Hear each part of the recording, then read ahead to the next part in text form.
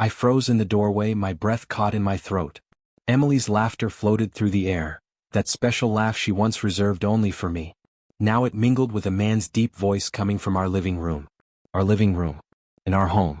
The black sedan in the driveway should have been warning enough, but nothing could have prepared me for this moment.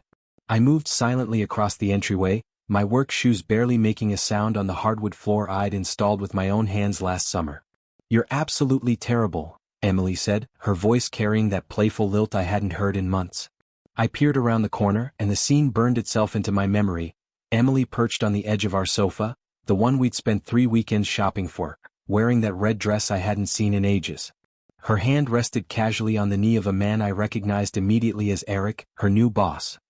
His arm stretched along the back of the couch, fingers nearly brushing her bare shoulder. A half-empty bottle of our anniversary wine stood on the coffee table between them, 2 glasses filled with deep crimson liquid catching the afternoon light. 1 week earlier, I would never have come home at this hour. 1 week earlier, I wouldn't have found the plain white envelope in our mailbox with no return address. 1 week earlier, I wouldn't have read the 11 words that had been haunting me since. "Your wife is not who you think she is. Open your eyes." At first, I'd crumpled it up, dismissing it as a cruel prank. Anonymous letters were the stuff of bad television dramas, not real life. Not my life with Emily, with our sensible mortgage and matching coffee mugs. But then came the small changes. The unfamiliar perfume lingering in the bathroom. The late nights at the office. The text messages that made her turn her phone away from me. "It's this new project with Eric," she'd explained, her eyes not quite meeting mine. "The deadline is impossible." I believed her because I wanted to. Because in the 10 years we'd been married, Emily had never given me reason to doubt her. Because the alternative was unthinkable. So I lied about a power outage at my office today. I came home early to surprise her with takeout from her favorite Thai place, the paper bag now hanging forgotten from my fingertips. Emily turned her head and saw me. Her smile vanished, replaced by something that twisted my stomach into knots, not guilt or shame but annoyance. Irritation at my intrusion. As if I were the trespasser in my own home. "Jack," she said, sitting up straight. "You're home early." Eric's hand slid away from her shoulder, but unhurriedly, without panic. That calculated casualness felt worse than if he'd jumped up in alarm. "Power outage," I said, my voice sounding distant to my own ears. "Thought I'd surprise you." Emily's glass wobbled as she set it down too quickly. "Eric stopped by to go over some financials for the Henderson account." She smoothed her dress, the red one I'd complimented her on so many times, the one she'd claimed no longer fit her right. "We were just wrapping up." Eric stood, all polished confidence in his tailored suit. "Jack, good to finally meet you. Emily talks about you all the time." His handshake was firm, his smile practiced. I wanted to hate him, but the truth was, I hated what his presence represented more than the man himself. "Does she?" I managed, the Thai food still dangling from my hand like an afterthought. The room felt too small, the air too thick. I noticed other details now. Emily's favorite earrings, a gift from her sister. The extra care she'd taken with her makeup. The way her hair fell exactly how she liked it when she made an effort. None of this was accidental. None of this was for me. "I should head out," Eric said, gathering papers that looked suspiciously untouched. "We can finish this tomorrow, Emily?" The way he said her name, familiar, intimate, made something cold settle in my chest. When the front door closed behind him, the silence expanded between us like a physical presence. Emily's eyes met mine, and for a moment I saw something flicker there, fear perhaps. But it quickly hardened into something else, something that looked remarkably like resentment. I set the food down on the coffee table, next to the wine they'd been sharing. "So," I said quietly, "want to tell me what that was really about?" Emily's eyes narrowed slightly, and I realized with a sickening clarity that the woman looking back at me was suddenly a stranger in my wife's body. The mysterious letter had been right all along. "So," I repeated, my voice steadier than I felt, "what was that really about?" Emily shot to her feet, nearly knocking over her wine glass in the process. The dark liquid sloshed dangerously close to the rim, a crimson tide threatening to spill onto our cream-colored rug. The one she'd insisted was worth the extra money because quality lasts. "Jack, you're being ridiculous," she said, smoothing her dress with trembling hands. "I told you, Eric came over to discuss the Henderson account. We have a deadline tomorrow." "In our living room? With our anniversary wine?" I gestured at the bottle. "While you're wearing that dress I haven't seen in 2 years? The tension between us was a living thing, expanding with each breath. I could smell her perfume from across the room, not the jasmine scent I'd given her for Christmas, but something new, something I didn't recognize. "You're making this into something it isn't," she said, crossing her arms. "I'm allowed to have work meetings. I'm allowed to dress nicely. I'm allowed to offer someone a drink. Don't." My voice was low, dangerous even to my own ears. "Don't insult my intelligence on top of everything else." Emily's eyes flashed. "Fine. You want honesty? My job is stressful right now. Eric understands that. He appreciates the work I'm doing while you just coast along at that safe, boring job of yours, never taking risks, never." A sudden, shrill ringtone cut through her words. It wasn't my phone and it wasn't Emily's familiar chime. Eric had left his phone on the side table. Emily froze, her tirade forgotten. The phone continued its urgent summons, the screen lighting up with a name I couldn't see from where I stood. "I should." She moved toward it, but I was closer. "Let me," I said, picking it up. Something changed in Eric's caller ID display. A name quickly replaced by a phone number as if the contact information had been deliberately hidden. Emily's face drained of color as she reached for the device. "Jack, don't." The door flew open before she could finish. Eric stood there, slightly out of breath, his polished demeanor cracked around the edges. "Sorry to interrupt," he said, eyes fixed on the still ringing phone in my hand. "I forgot my—" I held it out to him. Our eyes met, and I saw something there I hadn't expected, not guilt but fear. He grabbed the phone, glanced at the screen, and his expression changed so dramatically it was almost comical. The confident executive vanished, replaced by someone calculating escape routes. "I have to take this," he muttered, already backing toward the door. "Emily, we'll discuss the project tomorrow." "Jack, good to meet you." And just like that he was gone. The front door clicked shut behind him, leaving Emily and me in a silence so heavy it seemed to have physical weight. "Who was that?" I asked. "How would I know?" She turned away, collecting the wine glasses with sharp, jerky movements. "It's Eric's phone, not mine." "Emily." I stepped closer, close enough to see the pulse fluttering at her throat. "What's going on? And don't tell me it's just work." She whirled on me, eyes bright with sudden anger. "What? Because of some vague feeling you have? Or because of your sudden need to come home in the middle of the day and play detective?" "Because of this." I pulled the folded letter from my pocket and watched her face carefully as I held it out. She took it, unfolded it with fingers that weren't quite steady. As she read those 11 words, all the color drained from her face. "Where did you get this?" she whispered. "It was in our mailbox last week." I watched her, searching for clues in her expression. Anonymous, no return address. Emily crumpled the paper in her fist. This is Sarah," she said, her voice suddenly shaky. "She's always been jealous. Always looking for ways to undermine me at work." "Sarah?" I repeated. "Your assistant?" "She's not just my assistant anymore," Emily said, pacing now. "She wanted my position when I got promoted. She's been trying to sabotage me ever since. Something didn't add up. And she thought sending me a cryptic note would accomplish that?" Emily stopped pacing. Her shoulders slumped, and when she looked at me again, her eyes were brimming with tears. "Jack, She took a deep breath. "Maybe I flirted with Eric a little. He's my boss and I needed his support for this promotion. But nothing happened, I swear." The sudden shift threw me. Moments ago she'd been defensive, almost hostile. Now she looked vulnerable, remorseful. "I need some space," she said, wiping at her eyes. "Some time to figure things out.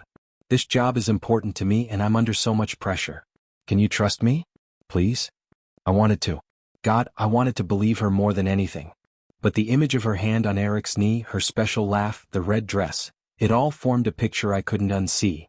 "Okay," I said finally, though everything inside me screamed not to let this go. "Space. But we're not done talking about this." Emily nodded, relief washing over her face too quickly. As she turned away, I made a silent decision. I would give her space, but I would also find out the truth, whatever it might be. For the first time in 3 years I called in sick to work. "Everything okay, Jack?" My boss sounded genuinely concerned. I'd used exactly 2 sick days since joining the firm, both for actual flu. "Just need a personal day," I said, the lie bitter on my tongue. I'd always prided myself on honesty, on being dependable. Now I was becoming someone I didn't recognize, suspicious, secretive. But then again so was Emily. I waited in my car a block from our house, slumped in the driver's seat like some cliché private eye in a bad movie.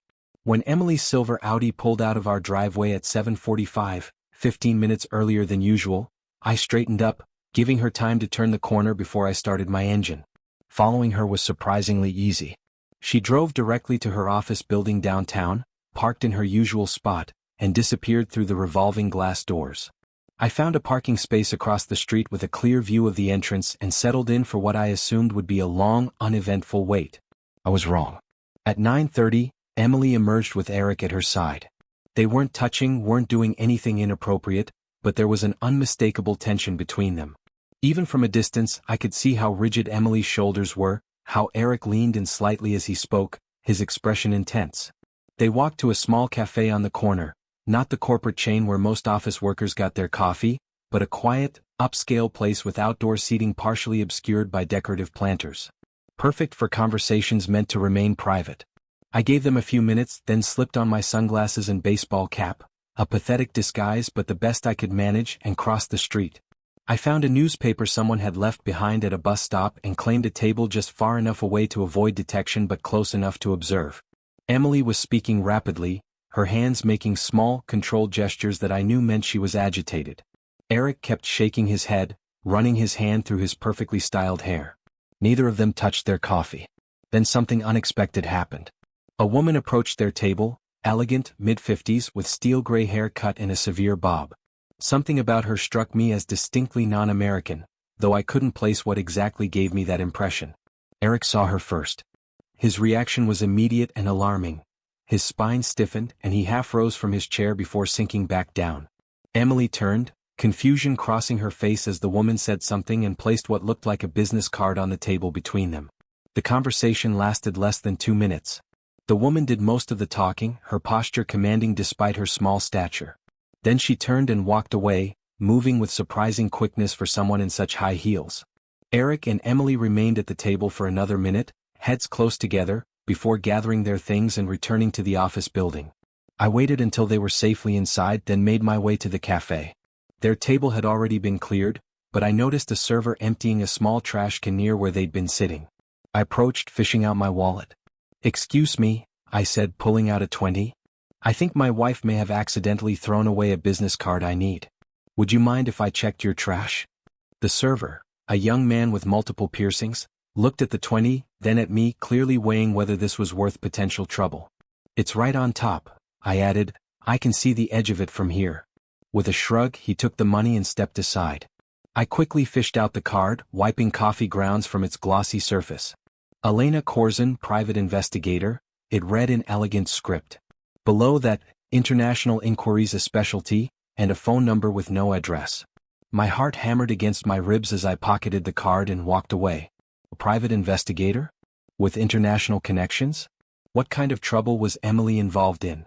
I spent the rest of the day in a daze, driving aimlessly around the city while my mind spun with possibilities.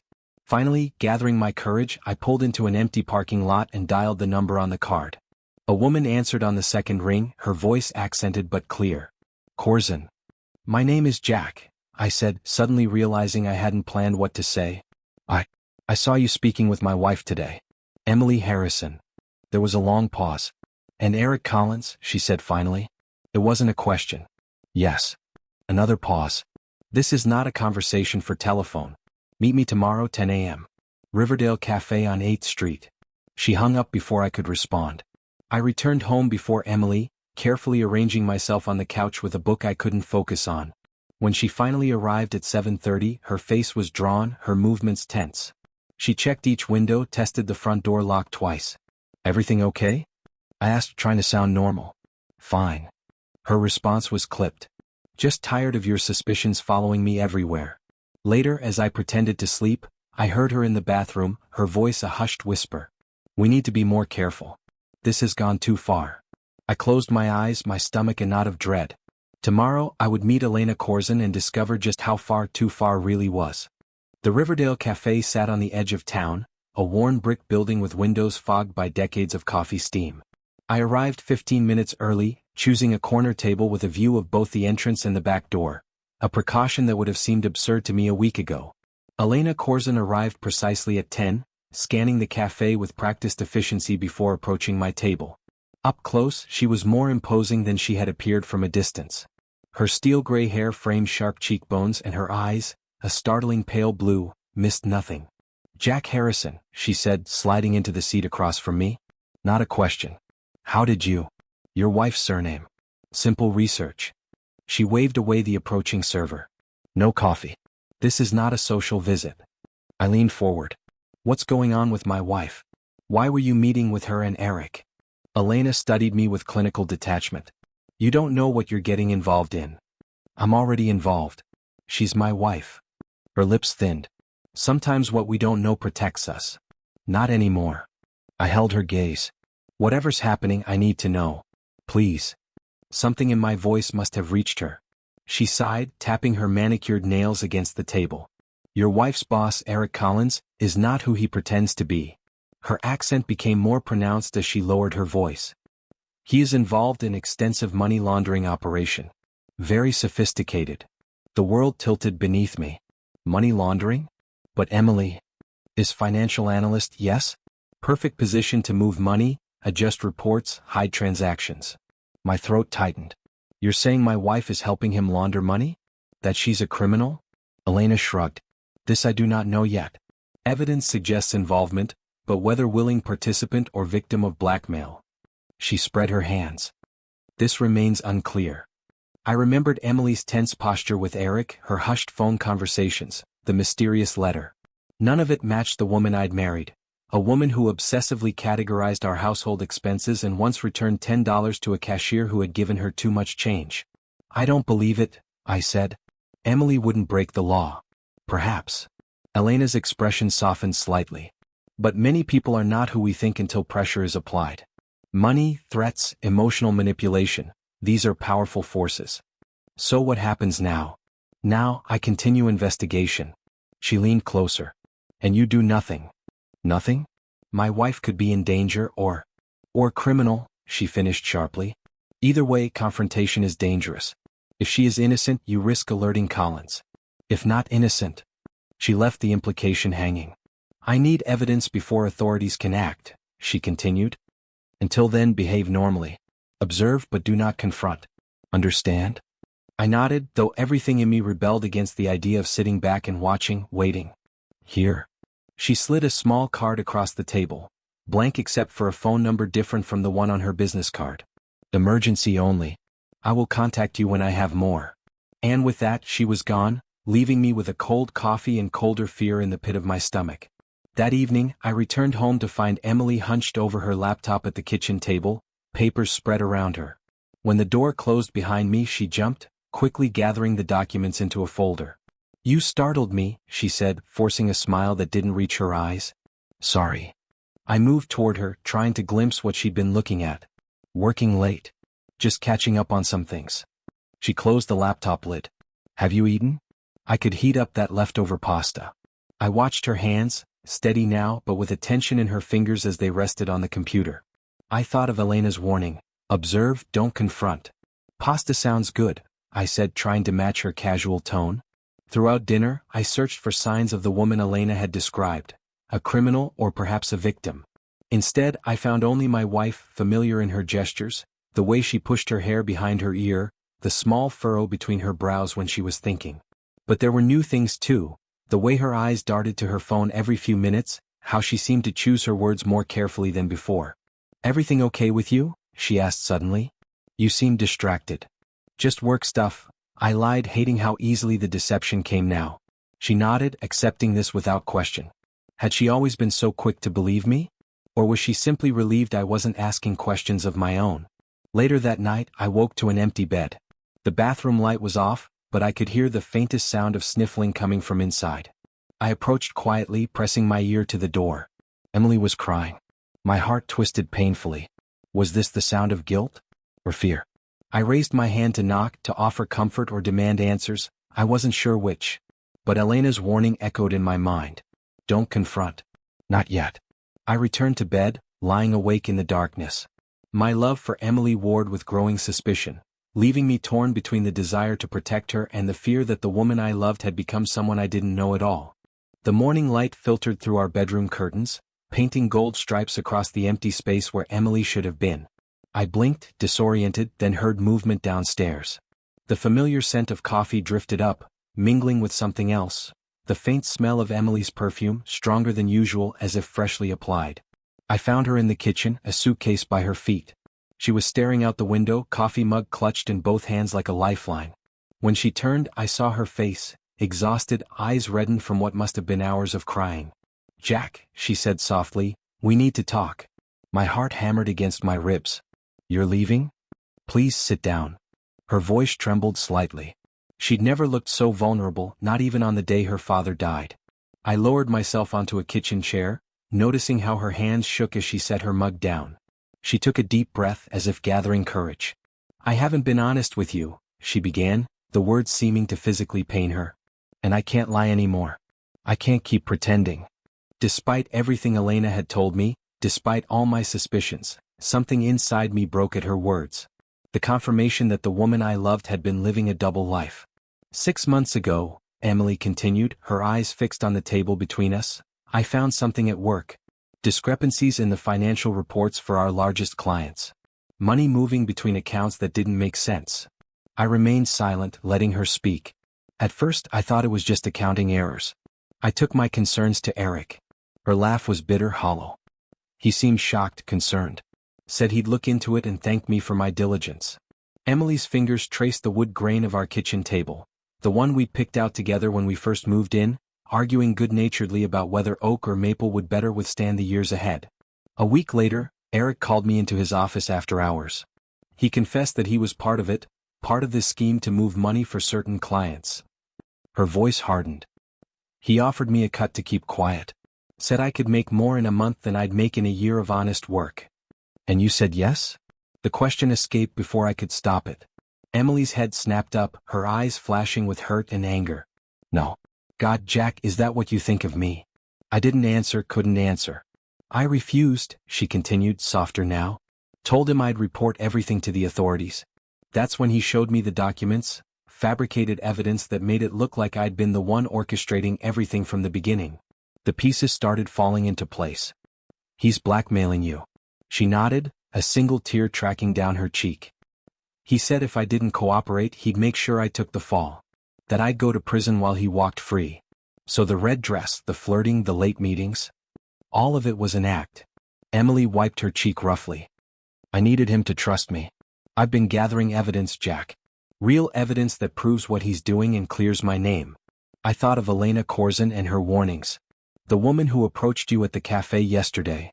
Emily's eyes widened. "How did you?" She stopped herself. "You've been following me. I needed to know the truth." She closed her eyes briefly. "Elena Corzin.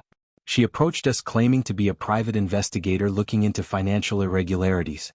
Eric was terrified, though he tried not to show it. "She's with Interpol," I said. "Or works with them at least." Emily nodded. "I suspected as much."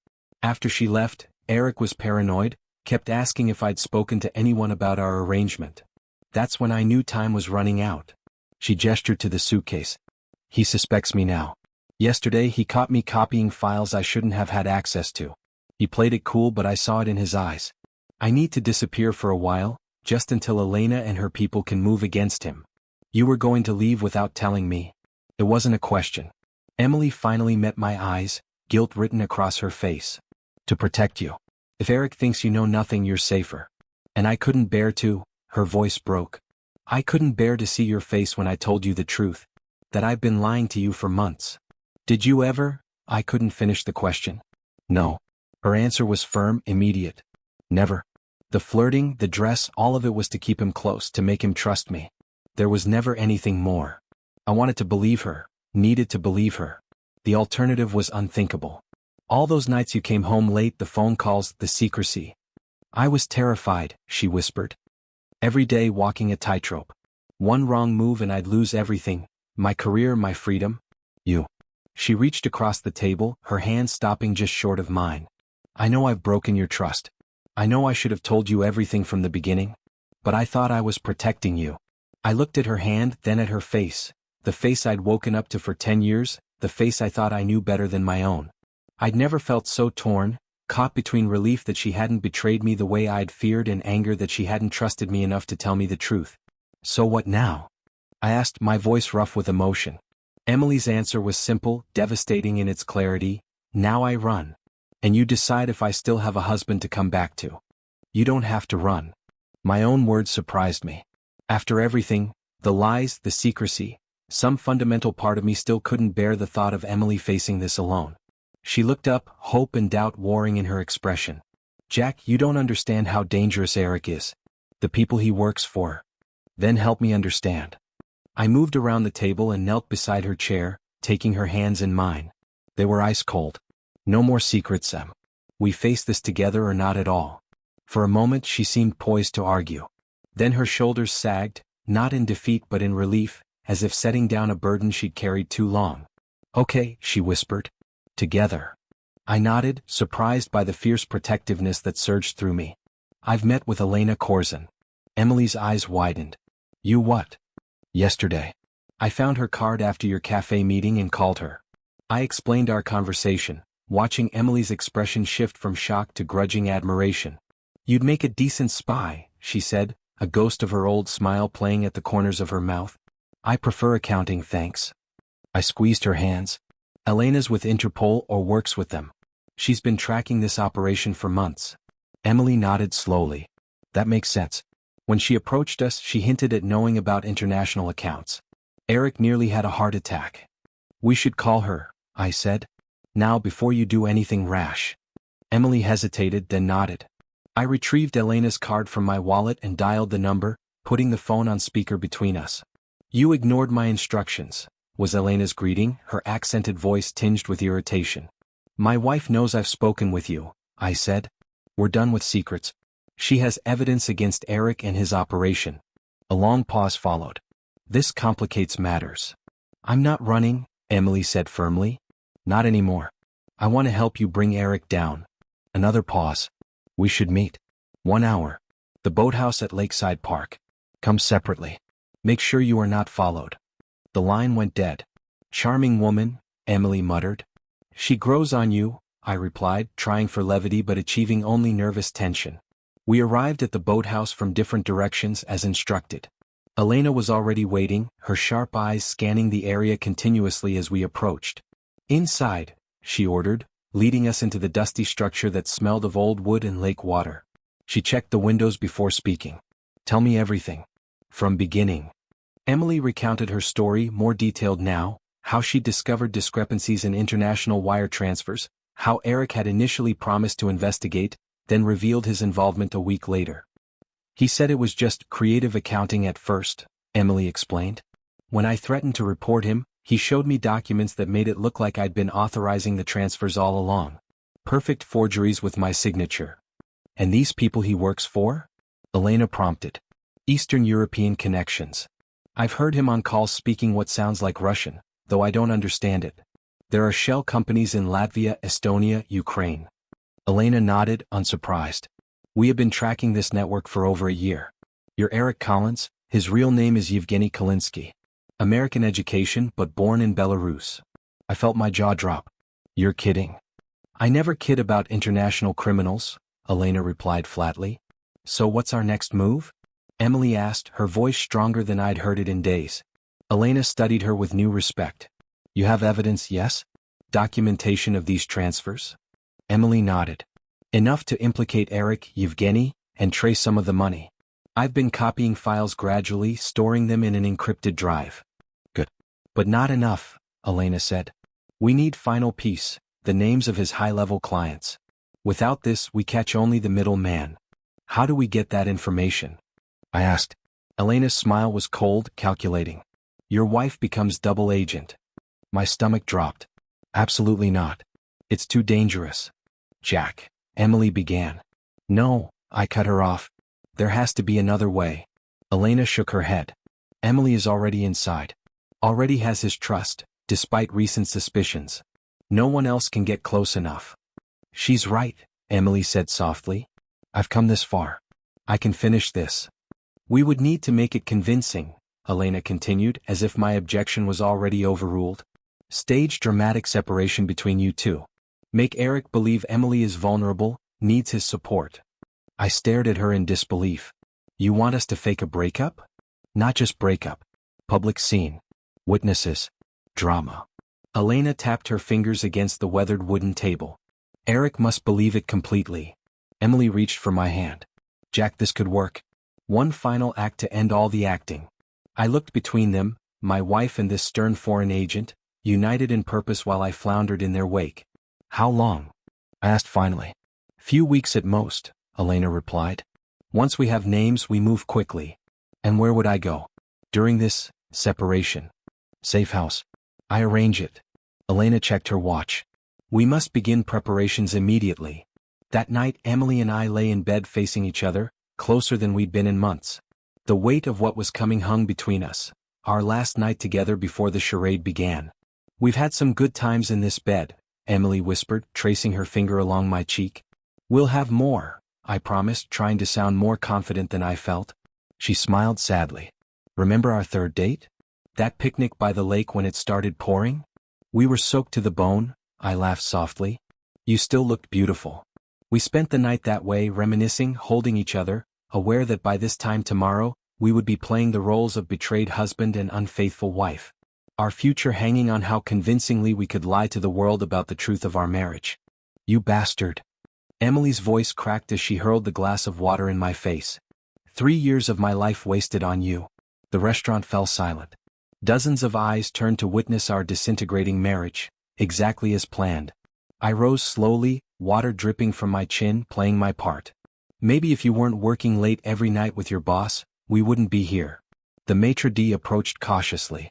Sir, madam, perhaps you'd like to? I'm leaving, Emily announced, grabbing her purse. Her eyes met mine briefly, a flash of apology amid the manufactured rage. Don't call me. Don't come home. It's over.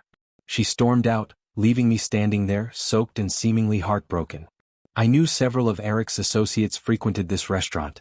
Elena had chosen it specifically for that reason. By morning he would hear every detail of our public meltdown.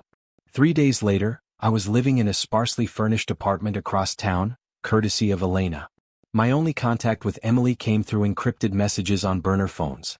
Each one was painfully brief, revealing nothing personal, focusing only on the operation.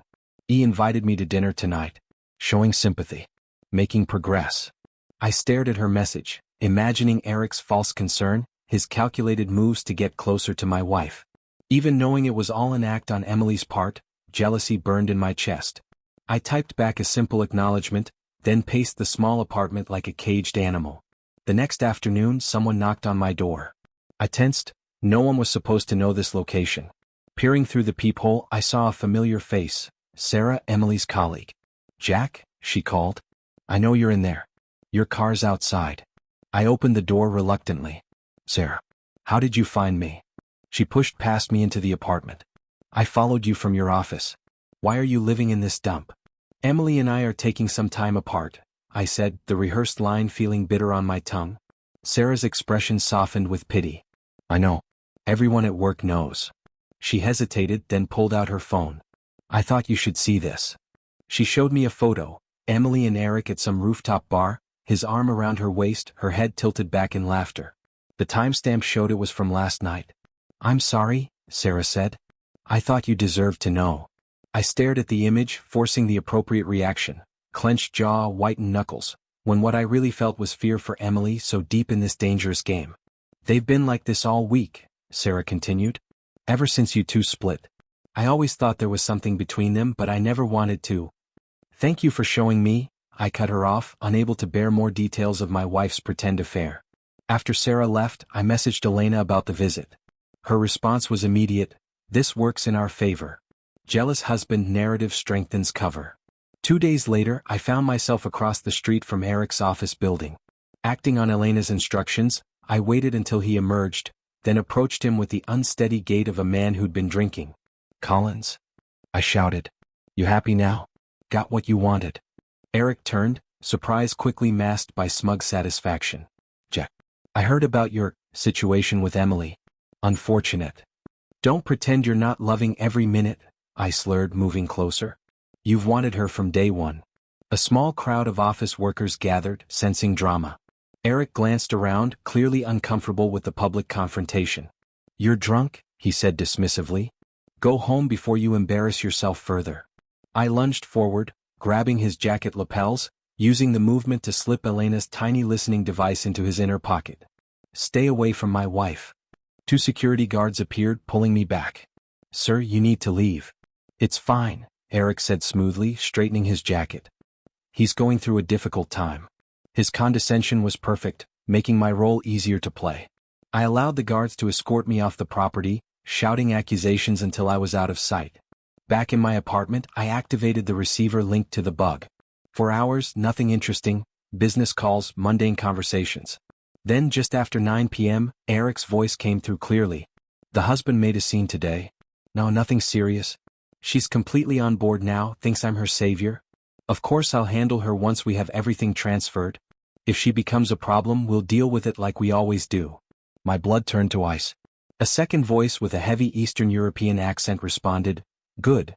We leave no loose ends this time. Too much money at stake." I fumbled for my burner phone, hands shaking as I typed. "They're talking about eliminating obstacles. Mention dealing with you if you become a problem." Minutes passed, feeling like hours, before Emily's response appeared. "Understood. We'll be careful. Almost have what we need." I clutched the phone, overwhelmed by the reality of our situation. This wasn't just about money laundering anymore. These people, Eric and his mysterious partners, were talking casually about dealing with anyone who stood in their way. For the first time, I truly understood what Elena had meant about not knowing what we were getting involved in. And now my wife was in the middle of it, pretending to be falling for a man who might be planning her murder. My hands trembled as I listened to Eric's voice through the receiver. The casual way he discussed handling Emily chilled me to the bone. I tried her phone again, straight to voicemail. The clock showed 11:30, she should have been back from dinner hours ago. I called Elena's emergency number. "This better be important," she answered on the first ring. "Emily's not responding." She was at dinner with Eric and his partners, men with Eastern European accents. I heard them talking about dealing with her if she becomes a problem. A brief silence. Where was this dinner? Some expensive place, Castellanos, I think she mentioned. "Stay where you are," Elena ordered. "I'll send someone to check. Do not leave your apartment." I paced the small living room, checking my phone every few seconds. Minutes stretched into an hour. Finally, unable to stand it any longer, I grabbed my keys. Elena's warning be damned, this was my wife. I was halfway to my car when my phone buzzed with a text from Emily. "Don't worry. At important meeting with Ian clients. We'll update later." Relief flooded through me, quickly followed by uncertainty. Was this really Emily, or had someone taken her phone? The message seemed too casual given the circumstances. No acknowledgement of my warning about the danger. I called Elena back. She messaged me. Says she's at a meeting with Eric and clients. "What restaurant?" Elena demanded. She didn't say. My stomach nodded. "I'm going to Castellanos. Do not interfere. You could compromise." I hung up, already in my car. Castellanos was a high-end Italian restaurant downtown, all dark wood and muted lighting. Through the window, I spotted them immediately, Emily, Eric, and 2 stern-looking men with Slavic features. The 4 of them hunched over the table, deeply engaged. Emily looked up suddenly, her eyes meeting mine through the glass.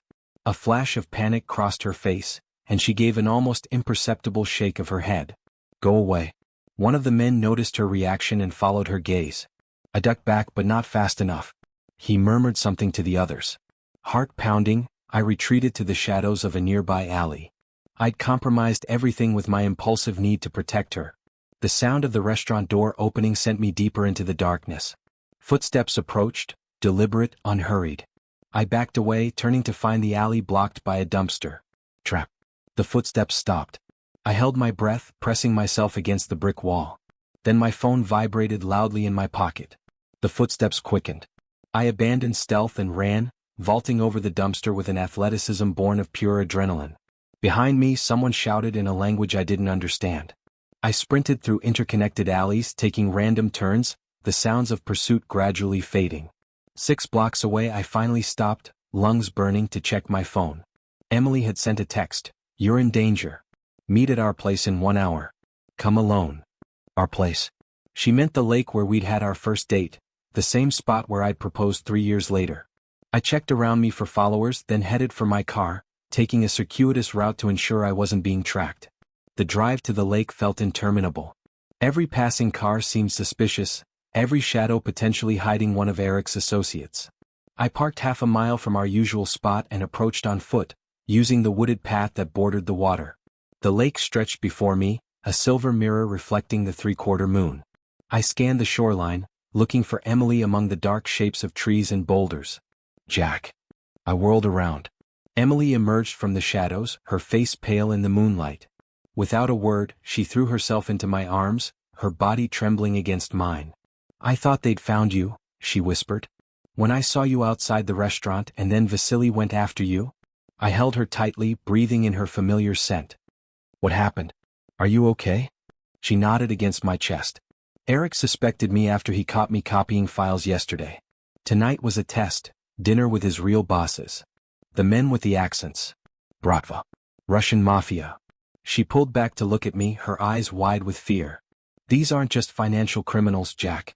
These people have killed to protect their operation. I thought of the conversation I'd overheard. I know. I heard them talking about dealing with you through the bug I planted. Emily's hands gripped my arms. The bug worked? Did you get names? Some. Eastern European, hard to spell. The receiver recorded everything. I managed to get the final evidence tonight, she said, her voice steadier now.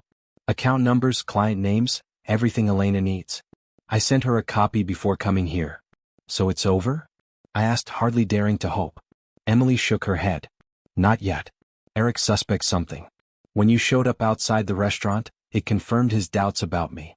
He thinks you're still helping me despite our breakup. What do we do now? We hide until Elena can move. Tonight, if possible. A car engine growled in the distance, headlights sweeping across the trees. We both tensed, ducking lower behind the boulder that sheltered us. Did anyone follow you? Emily whispered. I don't think so, I said, suddenly less certain. I was careful. The headlights grew brighter as the vehicle approached the small parking area near the lake. Emily's hand found mine, squeezing tightly. We need to move, she breathed. If it's them? Before she could finish, another set of headlights appeared, then another. The night suddenly blazed with light, red and blue flashing among the white beams, illuminating the lakeside like a surreal dance floor. Get down? I pulled Emily to the ground behind the large boulder, my arm protectively around her shoulders. The flashing lights transformed the peaceful lakeside into a chaotic scene of blue and red pulses against the darkness. Emily pressed herself against me, her breath warm against my neck. Police? She whispered. I don't know. I peered cautiously around the edge of our hiding place. 2 black SUVs and what looked like an unmarked police car had pulled into the small parking area. Men emerged from the vehicles, their silhouettes visible only when they passed through the sweep of headlights. We need to run, Emily urged, tugging at my sleeve. If it's Eric's people? Wait. I squinted at the figures. One of them seemed familiar, a small, straight-backed woman directing the others with sharp gestures. I think it's Elena. Emily's grip on my arm tightened. Are you sure? We can't risk it. I wasn't sure, not completely. But making a run for it through the woods in the dark carried its own dangers. Stay here, I whispered. I'll get closer, try to confirm. No. Emily's voice was firm. We stay together. I'm not losing you again. Together we crept through the underbrush, staying low, moving from one shadow to the next. As we got closer, I could hear voices, Elena's distinctive accent rising above the others, issuing commands.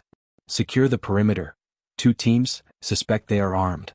I let out a breath I hadn't realized I was holding. It's her. With backup. We were about to reveal ourselves when headlights swept across the lake entrance. Another car approached, an expensive black sedan that I recognized immediately. Eric's car. Jack, Emily hissed, pulling me deeper into the shadows. It's him. The sedan stopped 100 yards from the gathered vehicles. For a long moment, nothing happened. Then the driver's door opened and Eric stepped out, followed by one of the men from the restaurant. Elena's team reacted instantly. Flashlight beams cut through the darkness, voices shouted commands. I caught glimpses of drawn weapons, the glint of badges. Federal agents. Hands where we can see them. Eric froze momentarily, then made a sudden dash back toward his car. His companion reached inside his jacket. What happened next unfolded in seconds. A sharp crack split the night, a gunshot. The Eastern European man dropped to the ground. Eric managed to throw himself back into his vehicle, the engine roaring to life. 3 agents fired at the retreating car, but it swerved wildly down the access road, headlights bouncing crazily through the trees. Two of the SUVs peeled off in pursuit, sirens now wailing. "Now," I said, standing and pulling Emily with me. "Elena." The remaining agents spun toward us, weapons raised. "Hold fire." Elena's voice cut through the chaos. "Harrison." We approached slowly, hands raised. Elena strode toward us, irritation and relief battling on her normally impassive face. "I told you to stay put," she said, though without her usual edge. "Emily was in danger," I replied simply. Elena turned to Emily. "You have the information?" Emily nodded. "Complete list of clients, accounts, everything. I sent you a copy before coming here." "Good." Elena gestured to one of her team. "We've been tracking Collins since he left the restaurant. He suspected you after your husband's little performance." I winced at the criticism, but Emily squeezed my hand. "What happens now?" she asked. "Now we wait to see if they catch him." Elena's expression was grim. "His partner won't be talking."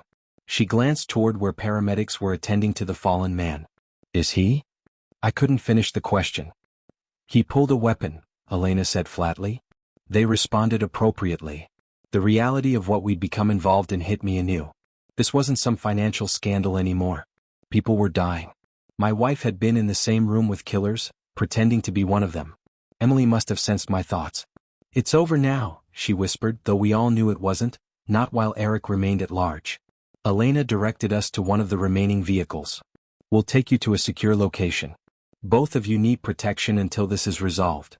As we climbed into the back of the SUV, Emily suddenly turned pale. "The lake house," she said. Elena frowned. "What lake house?" "Eric has a property on the North Shore.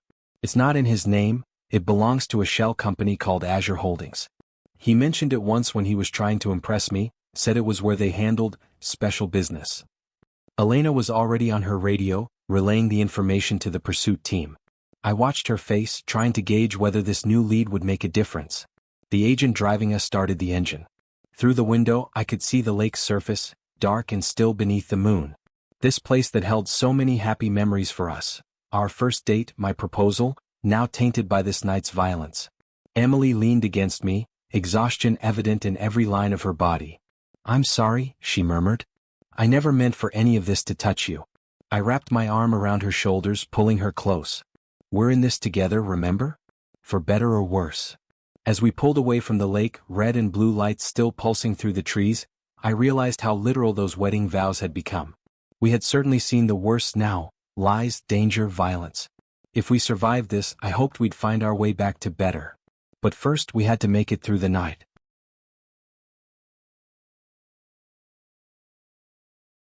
Headlights appeared around the bend, illuminating Elena as she stood waiting.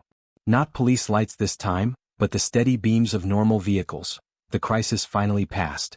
From our position on the porch of the lake house, Emily and I watched as several unmarked cars pulled into the gravel driveway.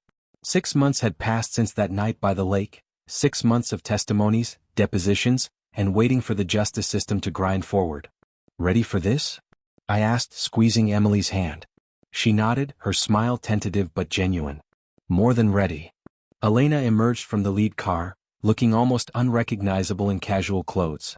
Jeans and a light sweater replacing her usual severe suits.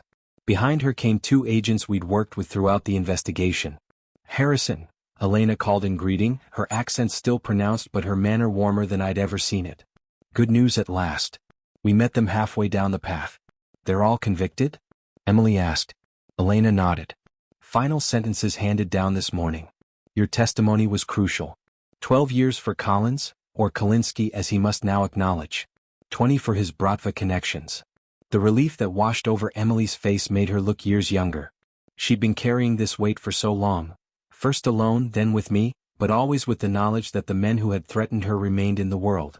"We also recovered most of the money," one of the agents added. $64 million across various accounts." I whistled softly. The scale of the operation still shocked me, even after months of hearing the details in court. "Come inside," Emily offered.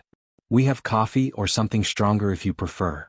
As we settled on the deck overlooking the lake, I marveled at how far we'd come. After Eric's dramatic arrest at his own lake house that night, cornered by Elena's team as he attempted to access emergency funds and fake passports, We'd spent weeks in protective custody. When we were finally allowed to emerge, neither of us could bear to return to our old home, with all its complicated memories. Instead, we'd found this small cabin on the opposite shore of the lake that had witnessed both our first date and our reunion during the investigation. It was nothing like our sleek suburban house, rustic, smaller, with creaking floorboards and temperamental plumbing, but it had become more of a home than anywhere else we'd lived. The Financial Crimes Division was impressed with your work, Elena told Emily, sipping her coffee. The job offer still stands. Emily glanced at me before answering. I'm considering it. Using my skills to catch people like Eric rather than help them hide their money, it feels right. And you? Elena turned to me. Still with the accounting firm? I shook my head. I'm starting my own consultancy next month. Financial investigation for small businesses. Turns out I have a knack for following money trails. Elena's rare smile appeared. Perhaps you found your calling through all this. When our visitors left an hour later, Emily and I walked down to the water's edge. The late afternoon sun painted the lake's surface with gold, so different from the silver moonlight of that terrifying night. 6 months ago I thought we'd lose everything, Emily said, leaning against me. Our marriage, my career, possibly even our lives. Instead, we found something better. I wrapped my arm around her waist. I know you hated lying to me, keeping secrets. But those months showed me who you really are, someone brave enough to stand against corruption even at great personal risk. Emily looked up at me, her eyes bright with unshed tears. And they showed me what I almost threw away by not trusting you from the beginning. All that time I spent pushing you away, thinking I was protecting you. You were, I insisted. You always were. We stood in comfortable silence, watching ripples spread across the water. Then I reached into my pocket and pulled out a small box. I have something for you. Emily took the box, puzzled. What's this? Open it. Inside lay a single key on a wooden keychain carved with the shape of a small boat. You already have a key to the cabin, she said, confused. I smiled. It's not for here. It's for our future home. Her eyes widened. You bought a house. Without me. No, I laughed. I bought the land. Down the shore where the trees thin out with that view of the mountains. We'll design the house together, exactly as we want it. Tears spilled down her cheeks as she clutched the key. A true fresh start. That's what I thought. She kissed me, the key pressed between our joined hands. I've learned something through all this, she whispered against my lips. Sometimes you have to almost lose everything to understand what truly matters. I nodded, thinking of anonymous letters and red dresses, of whispered phone calls and hidden evidence, of gunshots in the darkness and dawn breaking over a new life.